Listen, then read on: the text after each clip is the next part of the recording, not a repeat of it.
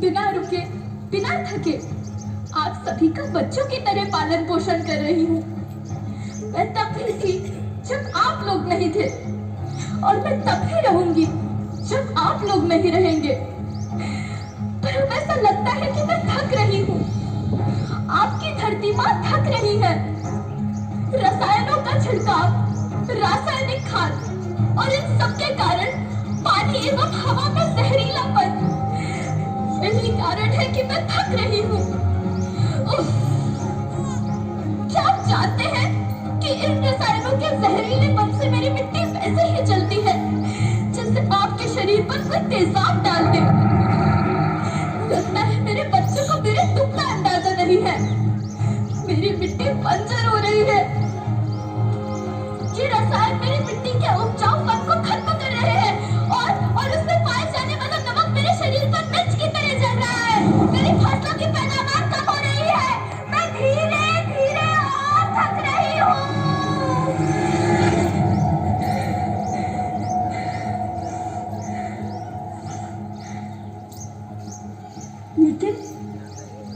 लेकिन अब मुझे याद आता है कि पहले मैं बहुत सुंदर थी, बहुत प्रसन्न थी, हमेशा हंसती थी।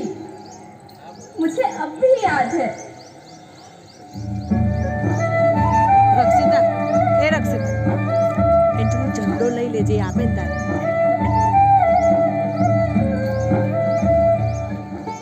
मैं तुम्हारी माँ सुंदर क्यों ना होती?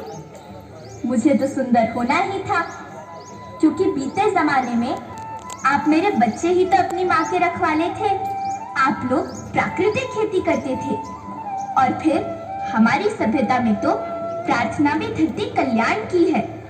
ओम द्यौ शांति, अंतरिक्षः शांति, पृथ्वी शांति, औषधयः शांति, वनस्पतयः शांति। ओम शांति शांति शांति।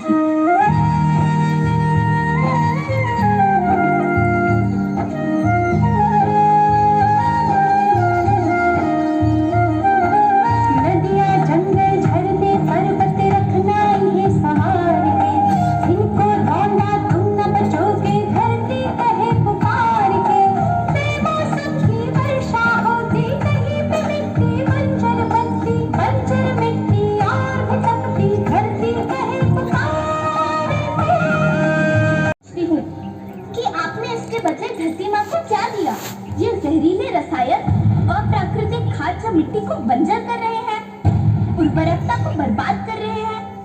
आप अच्छी पैदावार के लालच में जो रासायनिक खाद अपने खेतों में डाल रहे हैं, वो अभी तो लाभ देगी, लेकिन लंबे समय में उसी रासायनिक खाद का नुकसान भी है।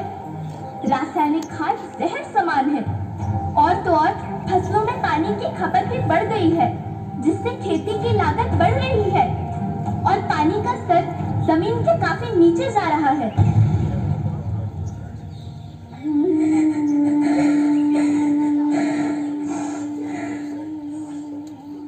बच्चों, मैं तुम्हारी माँ हूँ। मैंने तुम्हें सुख से जीने के लिए पर्याप्त संसाधन दिए हैं, पर तुम्हारे लालच की पूर्ति के लिए नहीं दिए। ऐसा लगता है कि थोड़ी सी अधिक पैदावार और अपने लालच के लिए आप सब अपनी अगली पीढ़ी, अपने बच्चे के भविष्य के बारे में सोचना भूल गए हैं। सोचो, क्या तुम अपने बच्चों को ऐसे खेत देना चाहते हो जो बंजर हो?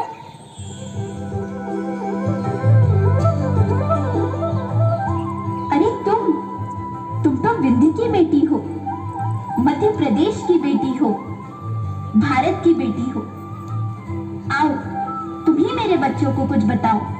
धरती माँ, हम तो अपने विंध्य के सवै जनन का केवल इतने कहे चाही थे कि प्राकृतिक खेती या समय के मांग बन चुकी है। प्राकृतिक खेती या उद्देश्य के साथ होत है कि जौने जमीन और हमरे मिट्टी की उर्वरकता बनी रहे। हम सबका प्रकृति के साथ मिलकर जैसा व्यवहार करे चाहिए।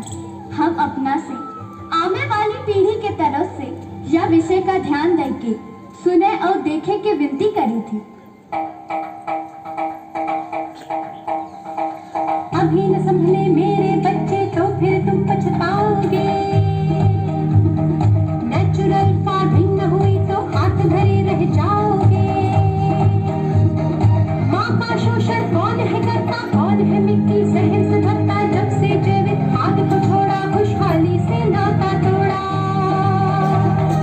अभी न संभले मेरे बच्चे तो फिर तुम पछताओगे, तो फिर तुम पछताओगे। लेकिन धरती माँ, आपको सुरक्षित और प्रसन्न रखने का उपाय क्या है? एक ही उपाय है, धरती एक, परिवार एक, भविष्य एक। इस मूल मंत्र को आत्मसात कर लो। प्राकृतिक संसाधन को बचाओ, प्राकृतिक खेती को अपनाओ और परंपरागत देसी पद्धति से, जैसे गो आधारित उत्पाद, जीवामृत, बीजामृत, पंचगव्य, गोमूत्र, छाछ का उपयोग करो ताकि मिट्टी की उत्पादकता बनी रहे। याद रखना, मैं माटी हूँ, माँ होना मेरे नाम में बसा है। पोषण करने के लिए ही मैंने जन्म लिया है। करोड़ों सालों तक धरती पर सांसों की डोर आगे बढ़ाई। पेट भरा जब सबका, तभी मैंने संतुष्टि पाई। वो माँ हूँ मैं सबकी, जिसने जन्म न देकर भी जीवन संभव बनाया। अन्नदाता मेरे पुत्र किसान, तुमने ही तो इसमें मेरा साथ निभाया। दिन रात सींच पसीने से मुझको हर मुंह तक रोटी पहुंचाई। जब तुमने माथे मुझे लगाया, मैं हरियाली बनकर मुस्काई। मिट्टी बंजर होने से या धरती के नुकसान से किसी एक देश, एक द्वीप, एक समाज या एक धर्म का नुकसान नहीं है, बल्कि सभी का है, क्योंकि सभी आपस में बंधे हैं। धरती की श्रृंखला टूटी, माला टूटी, सब बिखर जाएंगे, सब खत्म हो जाएंगे।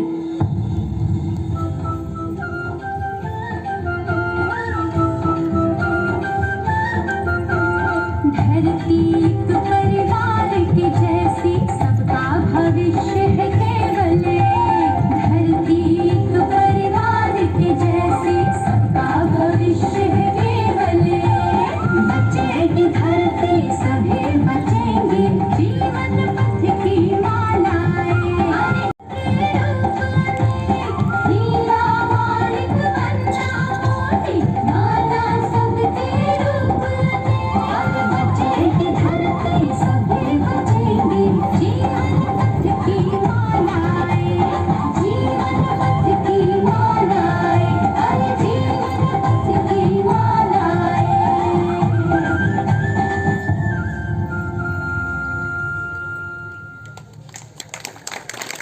धरती